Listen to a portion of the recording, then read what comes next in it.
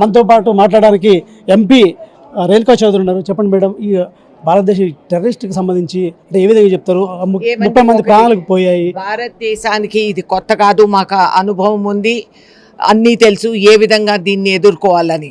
గత చరిత్ర తిరగేసి చూస్తే మరొక ప్రధానమంత్రి వీళ్ళు వెన్నెముక ఎరక్కొట్టాం. ఆ రోజు బంగ్లాదేశ్ అనేది ఏర్పాటు చేసింది భారతదేశం. ఇవాళ ఈ సందర్భంగా ప్రధానమంత్రి మోదీ గారికి అన్ని విధాలుగా మేము ఆయన చేతులు బలపరుస్తున్నాము. రాజకీయ విభేదాలు తర్వాత మాట్లాడుకుందాము. ఇప్పుడు ముక్త కంఠంతో మేమందరం కూడా మీకు ఆదేశం ఇస్తున్నాము, వెళ్ళండి, నేర్పించండి.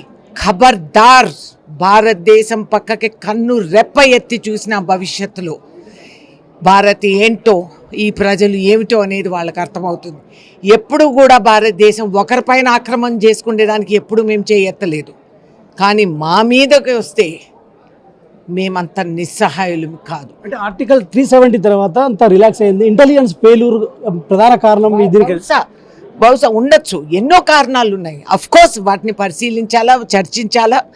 దీనికి ఎన్నో మనకి స్టెప్స్ ఉన్నాయి. కాకపోతే తాత్కాలికంగా ఈ టైంలో ఇవన్నీ కాదు మేము ప్రకటన చేసేది. తర్వాత మాట్లాడాలి. పార్లమెంట్లో మేము దీన్ని సమావేశాల్లో వాదిస్తాం. అంతకుముందు కూడా వివిధ ప్లాట్ఫామ్స్ పైన దీన్ని మనం చర్చించుకుందాం. కానీ బహిరంగంగా ముక్త కంఠంతో మేము చెప్తున్నాము, దేశ ప్రధానమంత్రికి మోదీ గారికి గో అహెడ్. పాకిస్తాన్ కూడా మేము ధీటుగా ఎదుర్కొంటాము ఇండియాని అంటూ కూడా పాకిస్తాన్ కూడా ఒక హై కమిషన్ లెవెల్ మీటింగ్ పెట్టింది. ఏడుసారి పాకిస్తాన్ వాళ్ళకు ఇంకేమీ అందలేక ఇట్లా పిరిక పందలు వీళ్ళకి అమాయకుల పైన దాడి చేయటం తప్పితే భారతదేశం మిలిటరీతో పోరాడమనండి.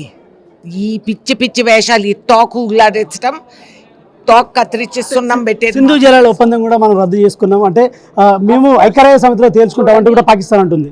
మహాత్మా గాంధీ నేర్పించిన విధానాలు మిలిటెంట్ నాన్ వైలెన్స్. మా మంచితనాన్ని బలహీనత అనుకోవద్దండి.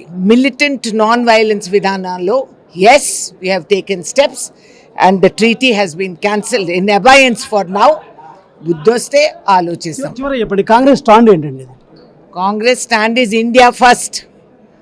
అన్నిటికంటే ప్రముఖంగా భారతదేశాన్ని మేము సస్యశ్యామలంగా బలంగా నిలబెట్టాలి, చూసుకోవాలి. యుద్ధం జరిగే అవకాశం ఉందా మేడం? ఏమో ఈ డిస్కషన్స్ ఇది ఎటు దారి తీస్తూ ఉందో, వాళ్ళ మూర్ఖత్వము ఇవన్నీ ఉంటాయి.